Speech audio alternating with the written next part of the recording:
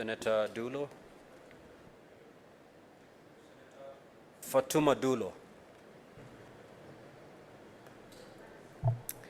Thank you, Mr. Speaker. Mr. Speaker, I wish to confirm to the House that I'm a member of JLAC. I sat through actually part of the debate and discussion in the committee. Mr. Speaker,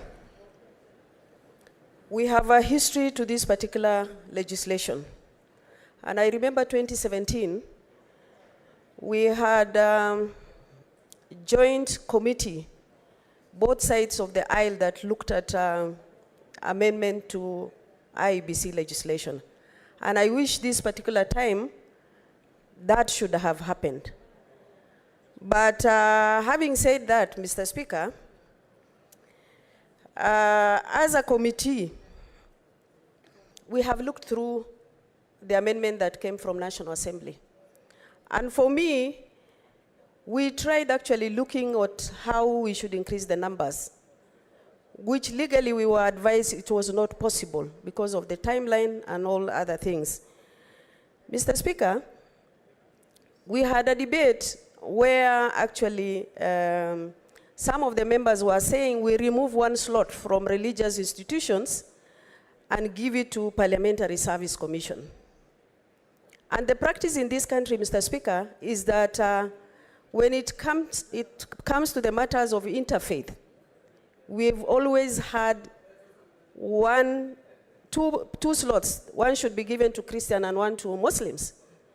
And I categorically said in the meeting that if that position is not carried, I'm going to give a dissenting opinion. And that position still stands, even as far as this amendment is concerned. Mr. Speaker, I have no problem the slot of Public Service Commission to be given to Parliamentary Service Commission for the purpose of balancing. But in our discussion, we agreed on all this. And towards the tail end, some members tried to change their mind, which is okay. But it is also important for us to balance both sides of the aisle. And one of the things this committee did is amendment to political parties, which we took care of both sides. And I think it is important for us to also appreciate the role the committee played. Of course, not everybody will agree, but the committee has done a lot as far as this debate is concerned. Mr. Speaker, I know it is very difficult. It's a really difficult time, but we need to put our heads together and see how we can be able to take the interest of this country before us, instead of looking at political parties or individual interests. Mr. Speaker, I know there is an amendment that is going to come in the afternoon,